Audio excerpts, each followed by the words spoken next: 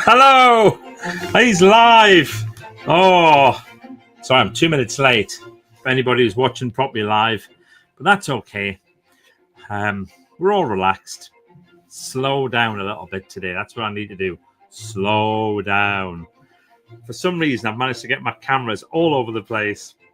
One day, it'll all go perfect first time. But for now, let's just crack on. Click my media assets, click this, and then we start.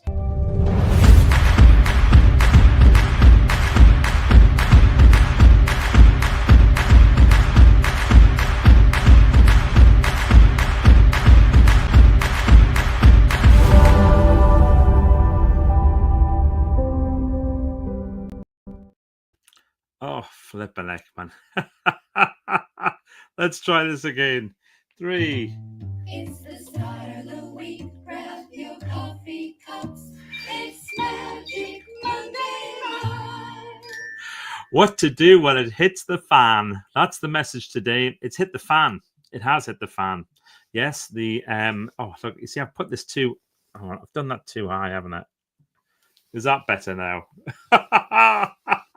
I'm all over the shop. Let's do that and then do that. Okay. I'm going to move that one down there. I've got 2 things on the go simultaneously. Are you with me? Thanks for your patience.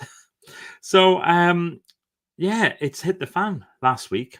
Little challenge. I'll explain what happened.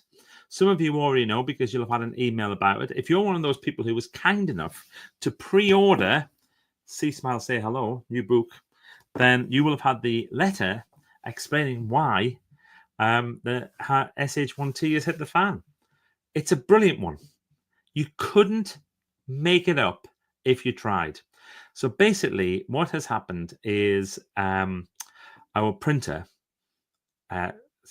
was due to deliver the books last week on Wednesday, which would give me 4 days to sign them, put them into packages, get them sent off in batches, everything perfect. Talk about a nice relaxed way to be doing it. I've done it like the day before and it's a bit tight, but this is lovely to have 4 days where you can do everything. Cleared my diary, everything sorted. And then on Tuesday, a truck arrived. Huge excitement. Truck arrives outside of our house. And we look in the back of the truck and there's one pallet. And on the pallet, there are just about 12 boxes, 12, 13 boxes. I thought, well, it can't be all the books, but I had a little look. And it wasn't all the books. It was one print for one client of the books. It was this one, special edition of See Smile Say Hello. And what we do is if clients want to buy more than 250 copies, they can get a special edition version, which has their branding on, has something different on the back, has a special page inside, all that type of stuff. It's lovely, nice thing to do. So my idea was I would get those all signed, and then the rest of them would arrive on Wednesday, the proper day. So think about this. 1,250 books coming. 250 have arrived early. That's okay. No problem at all. I can sign those. I spend all of Tuesday getting them all signed, repackaged, all done. Arrange the courier to pick them up. Absolutely perfect. Really, really good. Everybody is really, really happy. Then Wednesday, we wait and we wait and we wait. And the longer you wait for these things, the more not frustrating. I wouldn't say it's frustrating, but the more anxious one becomes because you're thinking, I've got to get these done. I've got to get them sorted. I've got to get them out there. It's okay. I've got another couple of days. It'll be fine. Gets to 3 o'clock in the afternoon. I thought I'm going to have to just ring the printer. So I rang the book printer. This is a specialist book printer. They're probably the biggest book printer in the UK. And I called them, and the conversation went like this. Oh, yes. Hello, Mr. Heppel. Yeah, we've got your order here. Let's see. Yes. Oh, no, it's definitely been dispatched. Whew, that's good news. So, well, they're not here. Can you see if you can find out where they are? Look, yeah, no problem. Oh, it actually says they were delivered. They were delivered yesterday. I said, well, actually, I know for a fact they weren't delivered yesterday. So maybe you can have a look and see where they've delivered them to. So imagine this is going to be a big pallet full of 1,000 books. If you want to know what 1,000 books looks like? It's a lot. And then they looked and they said, oh, guess what? we haven't printed them. It's been missed. We haven't printed your books. I couldn't believe it. I was in a shock initially. And then I went through all the stages of grief, anger, and all that type of thing, looking for acceptance, doing all this stuff. So we're like, okay, all we can do is just work out when you can get the books to me. Thinking they're going to pull out all the stops, they'll do whatever it takes. I might be to maybe get them on Friday or something like that. Oh no. Wouldn't that have been wonderful? They give me a new delivery date of April the 2nd. The irony is not lost to me. This is a customer service book, and I'm about to let down 700 and something of my customers who've all pre-ordered the book. This is just the pre-orders, not the launch orders. It's the pre-orders. So and some of them have ordered tens, and one of them had ordered 100 and something copies, and a couple of other people had ordered like 30s and things like that. Right, I know what I need to do. Whenever I find myself in a situation like this, I always think, use your own techniques. If I was coaching somebody else, what would I recommend? So here's what I did to deal with being in the... First thing I did was I thought, right, don't panic. There's absolutely no point in panicking. Don't even get upset. Don't get angry. There's no point. They are unhelpful states to be in. What state do you want to be in? I want to be in a creative, solution-based state. So I did a state change, and I was trying to think of a word. This is so funny. Looking back at it, you would have laughed at me. So it's Wednesday afternoon. It's 4 o'clock now, and I'm trying to think of a word for ideas.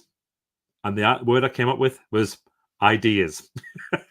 So sometimes you just have to go with the basic thing. So my language, I went, ideas. I've got ideas. I've got loads of ideas. My focus was all about solutions, all future focus. I was visualizing my customers being really happy, thinking, I'm pleased it's delayed. I'm pleased Michael's book's delayed because this is even better than arriving on time. What would make that happen? And then the third thing is physiology. And I got a big smile on my face. I became solution oriented. My desk was a bit of a mess. I cleared everything off the desk. So I had loads of space. And I thought, right, okay, ideas. The next morning, I had another call with them. They confirmed that it was going to be maybe April the 1st. That would be the best day they could get them. But they still couldn't guarantee a delivery date until early this week, maybe today. Still waiting to find out. That's another story. But so I thought, right, okay, here's what I'm going to do. So I created a package for anybody who pre-ordered the book to say thank you for waiting.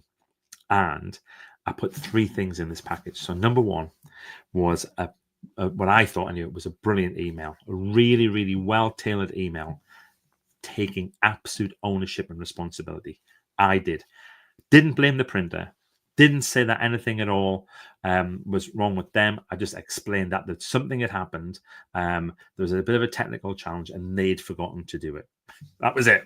Kind of nothing else you could say other than that. Second thing was that because I took ownership and responsibility, I was going to do something about it.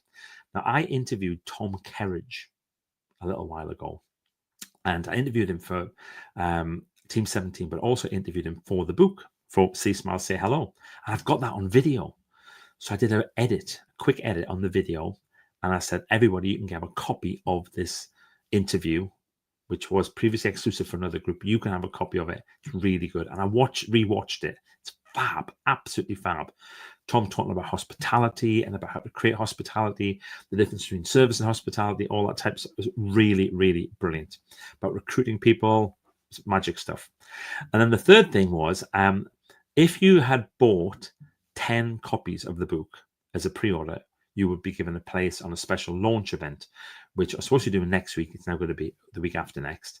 And instead, I just thought, sod it. So I got in touch, went to Zoom, bought another 500 seats on the webinar. And everybody who pre-orders the book gets a seat on the special webinar that I'm doing. So I sent this out to people and brace myself. Oh, and also, if you want to cancel your order, just click here, automatically cancelled, full refund with my apologies, and keep the bonuses that I'm giving out. That was what I said. Universally positive responses. It was just joyful. Now, I know I've got the best customers in the world. I know that already. but the things that people said and the messages that they sent through and this, stuff like this is how to deal with a situation, Michael. Oh my goodness, the ultimate of taking ownership and responsibility. This is superb. This is brilliant. Well done. Really excited. Already watched the Tom Kerridge interview. It's absolutely fantastic.